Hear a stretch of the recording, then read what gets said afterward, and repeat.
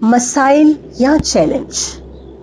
اہل پاکستان کو ابتدا ہی سے بہت سے مسائل کا سامنا رہا ہے۔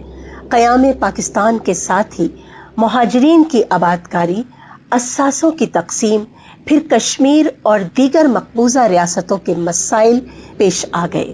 اس کے بعد غیر مستحکم جمہوریت، آئین کا نہ بننا، بیوروکریسی کا غلبہ، فوجی آمریت، بھارت سے مسلسل تصادم اور مشرقی پاکستان کی علیحدگی جیسے مسائل نے قوم کو گھیرے رکھا۔ بنگلہ دیش کی علیحدگی کے بعد پاکستان میں جمہوریت کا سفر شروع ہوا، مگر عدم برداشت کے ماحول نے جلد ہی جمہوریت کی بساط لپیٹ دی، اور پھر افغان جنگ کا وہ المیہ شروع ہوا جس نے ملک کو اسلحے اور ہیروئن کا مرکز بنا دیا۔ 90 کی دہائی کی کمزور جمہوریت میں کرپشن پھلی پھولی اور معیشت کا بیڑا غرق ہوا، جس کے بعد فوجی اقتدار نے ایک دفعہ پھر ملک کو اپنے شکنجے میں لے لیا۔ 9/11 کے بعد کی دنیا میں بتدریج پاکستان کے لیے اندرونی اور بیرونی مسائل بڑھتے چلے گئے۔ سیاسی اور معاشی بحران، شمالی علاقوں میں خانہ جنگی، خودکش حملے، امن و امان کی ناقص صورتحال اور بدامنی، قتل، ڈاکو اور اغوا کی کثرت، مہنگائی اور بدعنوانی، سیاست دانوں کی مفاد پرستی اور بدترین لوٹ مار، مذہبی انتہا پسندی اور دہشت گردی وغیرہ وہ چیزیں ہیں جن کا اخبارات اور ٹی وی پر روزانہ کا تذکرہ لوگوں کے اعصاب پر بدترین اثرات مرتب کرتا ہے۔ پھر سماجی سطح پر لڑکیوں کے رشتوں کا مسئلہ، خاندانی جھگڑے، بیماریوں کی کثرت، معیار زندگی بڑھانے کے لیے مسلسل جد و جہد وغیرہ، ان سب چیزوں نے مل کر ہمیں ایک زبردست ذہنی اضطراب میں مبتلا کر دیا ہے۔ ہر طرف مایوسی اور نا امیدی کی فضا چھائی ہوئی ہے۔ ان تمام معاملات کو دیکھنے کا ایک انداز یہ ہے کہ یہ ہمارے مسائل ہیں جو ختم ہی نہیں ہوتے، مگر ان کو دیکھنے کا ایک دوسرا انداز یہ ہے کہ ہم مسلسل چیلنجز کا شکار ہیں۔ مسائل انسان کا حوصلہ پست کرتے ہیں، مگر چیلنج انسان کی قوتوں کو عمل کی دعوت دیتے ہیں۔ مسائل کو چیلنج کے روپ میں دیکھنے کا لازمی نتیجہ یہ ہے کہ آدمی کا حوصلہ کبھی پست نہیں ہوتا۔ انسان چیلنج کے وقت اپنی چھپی ہوئی طاقتوں کو دریافت کرتا ہے، اس میں مایوسی کی بجائے عمل کا جذبہ پیدا ہوتا ہے، اور انسان تھک کر بیٹھنے کی بجائے اپنی صلاحیتوں کو دریافت کرتا ہے جو ابھی تک اس کی نظر سے پوشیدہ تھی، جس کے بعد انسان مسائل میں چھپے امکانات اور چیلنجز میں پوشیدہ ترقی کے امکانات کو دیکھنے کے قابل ہو جاتا ہے۔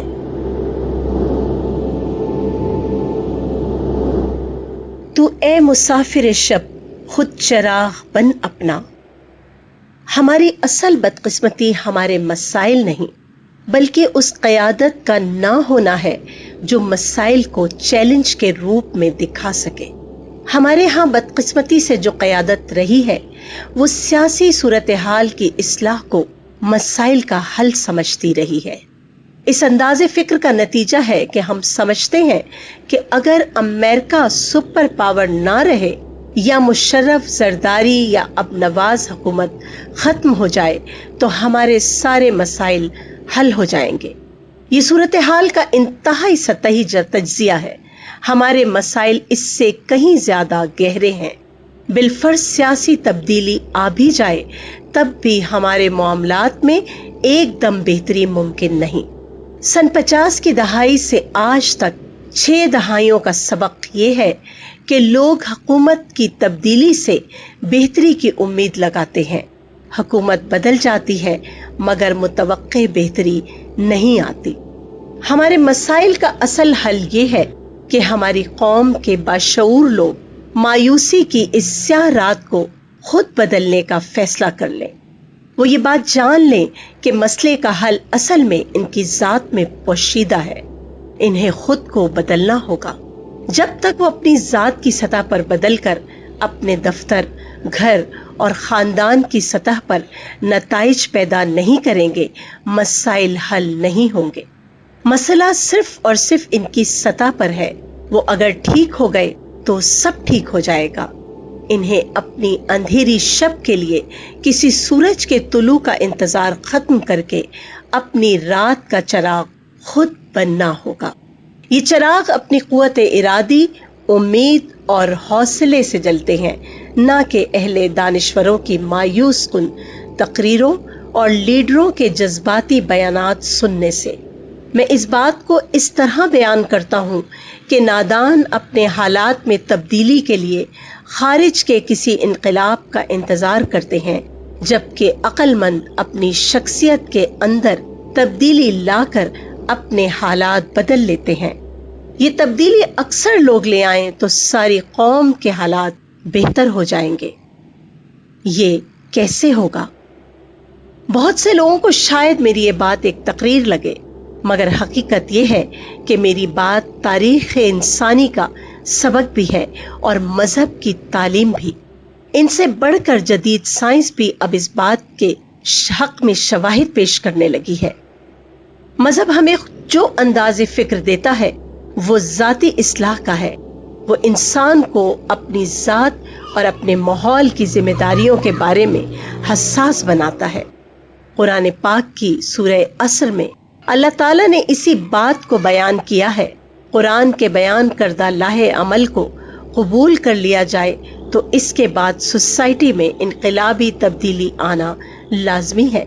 جس طرح صحابہ اکرام کے معاشرے میں انسانیت نے دیکھا کہ کس طرح عدل و انصاف کی حکومت قائم ہو گئی تھی، تاریخ بھی یہی بتاتی ہے کہ جب تک عام لوگ ٹھیک رہے، حکومتوں کا تمام تر بگاڑ بھی معاشرے میں ایک حد سے زیادہ خرابی نہ پیدا کر سکا۔ یہ اس دور میں ہوا جب بادشاہت اور آمریت نے عوامی امنگوں کا اجتماعی سطح پر ظہور تقریباً ناممکن بنا رکھا تھا، جبکہ آج کے جمہوری دور میں لوگ اپنے حکمران بھی بدل سکتے ہیں۔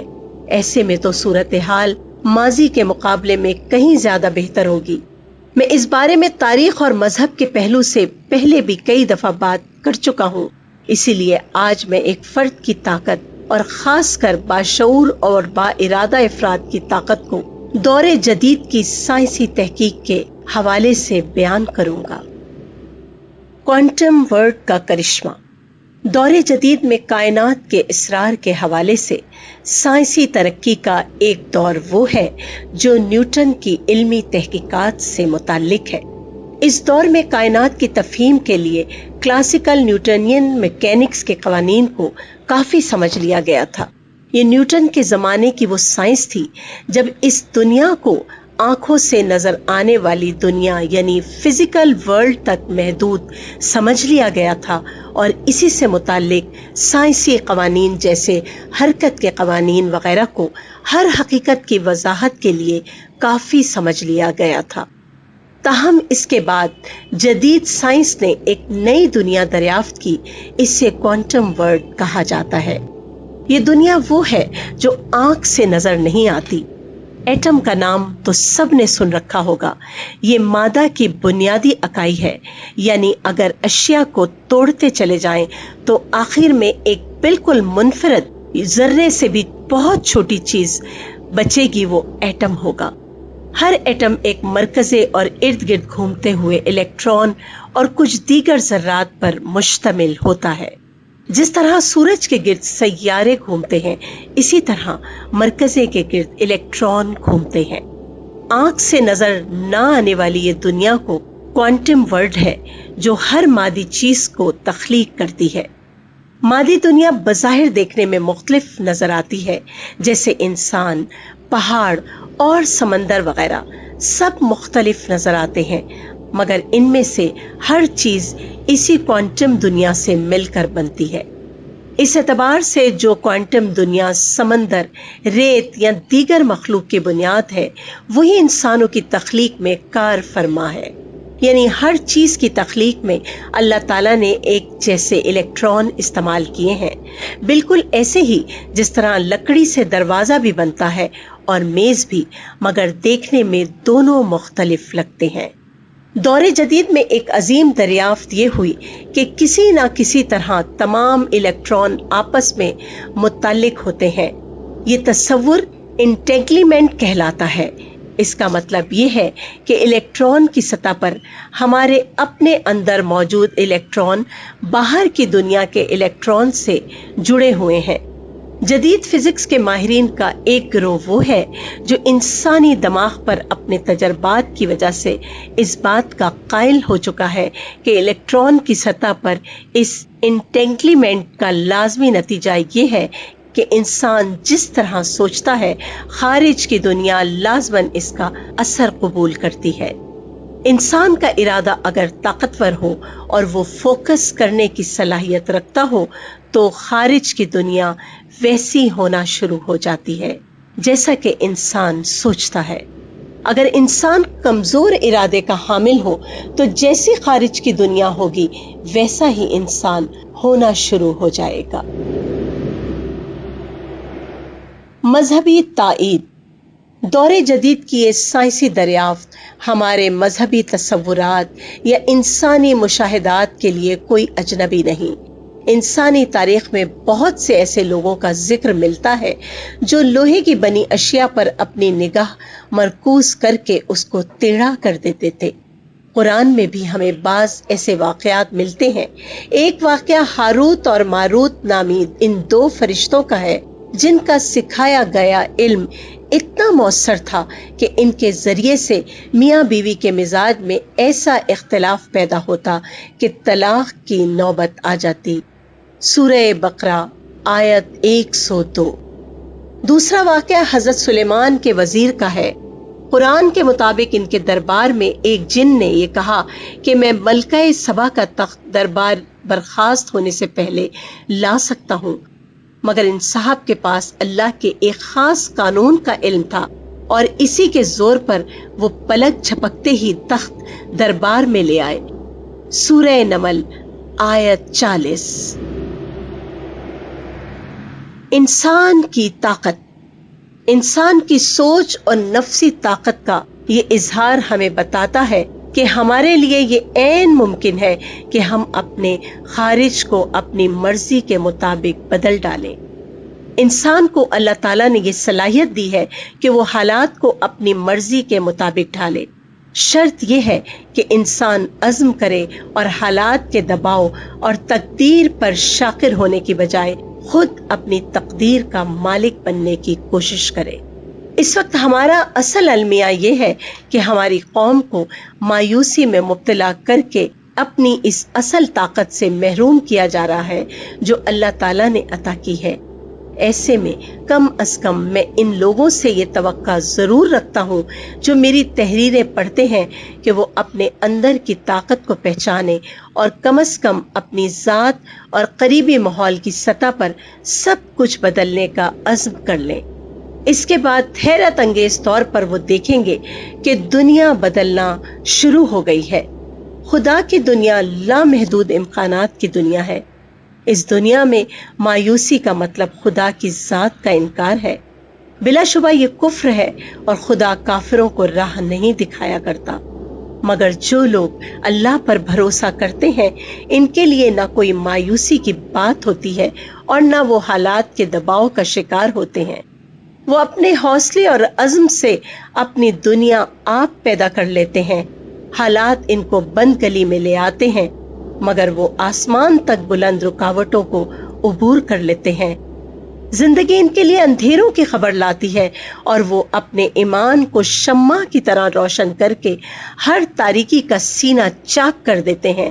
لوگ ان پر مصائب کے دروازے کھول دیتے ہیں مگر وہ اپنی استقامت اور عزم سے ہر مشکل کو آسانی میں بدل دیتے ہیں۔ خدا کی دنیا نے ہمیشہ ایسے لوگوں کو کامیاب و کامران دیکھا ہے۔ مایوس اور نا امید لوگوں کا آخری انجام محکومی، بدحالی اور بربادی ہوتا ہے۔ اب فیصلہ آپ کر لیجئے کہ آپ اپنے لیے کیا چاہتے ہیں۔ خدا تو آپ کے لیے اپنے قوانین نہیں بدلے گا، بدلنا آپ کو ہوگا۔ یہی ہر بند تالے کی چابی ہے۔